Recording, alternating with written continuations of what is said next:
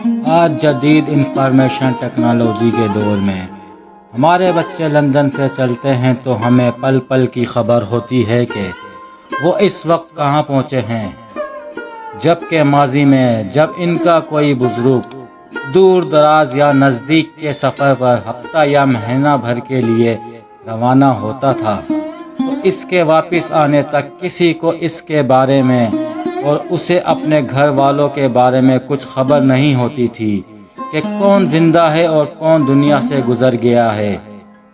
ہمارے دادا بتاتے ہیں کہ ڈھول کی بھی ایک زبان ہوتی تھی۔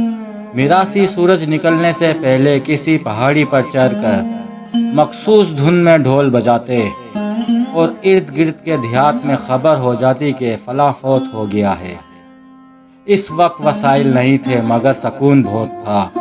اب سہولتیں تو بہت ہیں مگر سکون نہیں ہے۔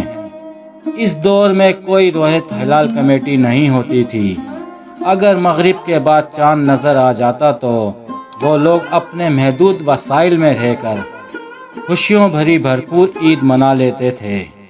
رمضان ختم ہوتے ہی سب عید کی بے پناہ خوشی میں سرشار ہو جاتے تھے۔ گھروں کی صفائی ستھرائی تو پہلے سے ہی شروع ہو چکی ہوتی تھی۔ عید کی رات کو گدیوں پر نئے غلاف اور بستروں پر رنگ برنگی چادر ڈالی جاتی تھی۔ بیٹھک کو نئے سرے سے صاف کیا جاتا تھا۔ نیا میز پوش مہمانوں کے لیے برتنوں کو صاف ستھرا کر کے رکھ دیا جاتا تھا۔ مردوں کو بے چینی ہوتی تھی کہ عید کی رات تک درزی نے کپڑے سی کر نہیں دیے تو کیا ہوگا۔ تیار کپڑوں کا دکان پر ملنے کا کوئی تصور ہی نہیں تھا۔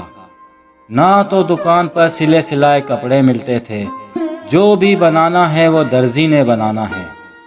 اور عید والے دن سب سے زیادہ ٹینشن اپنے کپڑوں کی ہوتی تھی کہ وہ درزی سے ملیں گے بھی کہ نہیں۔ اور عید کی رات تک درزی بیچارے کی جان پر بنی ہوتی تھی اور آخرکار وہ سوٹ مل ہی جاتا تھا۔ اور اب خاتون خانہ کے استری کا امتحان ہوتا تھا۔ مردانہ کپڑے استری کرنا بھی ایک کمال ہوتا تھا۔ سب گھر والوں کے کپڑے استری کر کے الماری کے اندر رکھ دیے جاتے تھے۔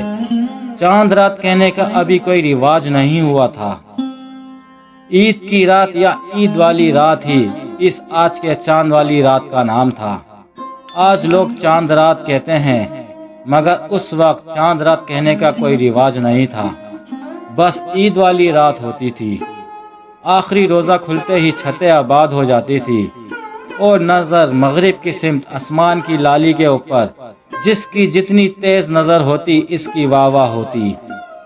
یہ وہ معصومانہ زمانہ تھا جب رویت ہلال کمیٹی کا کوئی وجود نہیں تھا۔ نہ تو دو روزے ہوتے تھے اور نہ ہی دو عیدیں، بلکہ اس قسم کی باتوں سے نیک شریف اور سادہ دل لوگ کوسوں دور تھے۔ چاند خود دیکھتے تھے اور روزہ رکھتے تھے اور عید بھی چاند کو دیکھ کر کرتے تھے۔ چاند بھی ایسا پیارا کہ نظر آ جاتا تھا۔ کبھی ایسا نہیں ہوا تھا کہ سرکاری دوربینوں کا محتاج ہو جائے اور عام آدمی عورت یا بچے کو نظر نہ آئے۔ ہماری ماں چاند پر نظر پڑتے ہی دعا کے لیے ہاتھ اٹھا دیتی تھی اور پھر مسجد میں اعلان شروع ہو جاتا تھا۔ لڑکیاں اپنے ہاتھوں پر مہندی گھروں کے اندر ہی لگاتی تھی۔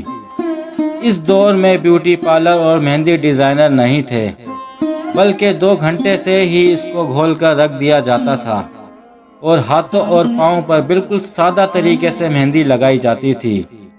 نہ تو اس دور میں پھول پتیاں یا مختلف قسم کے ڈیزائن بنائے جاتے تھے، مگر پھر دور بدلا۔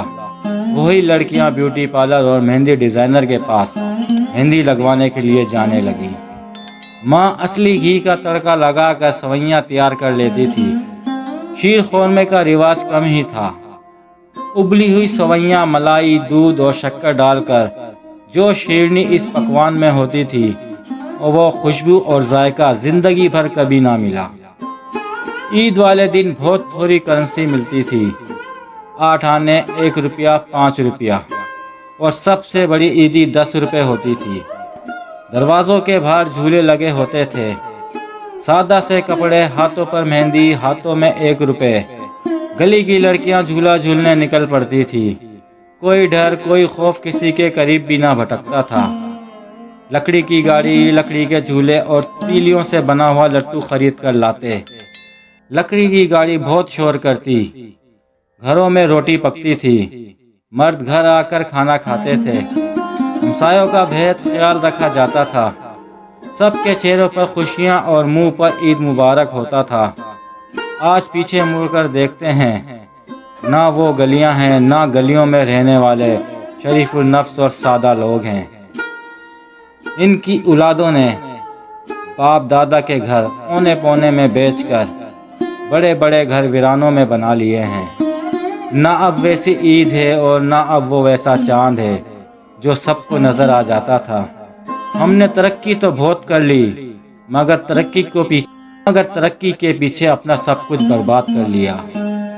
وہ سادہ دور تھا، لوگوں میں ادب و احترام، پیار اور محبت اور خوشیاں بانٹنے کا رواج عام تھا۔ وہ دور کیا ہی سادہ دور تھا، نہ جانے کہاں چلا گیا وہ دور۔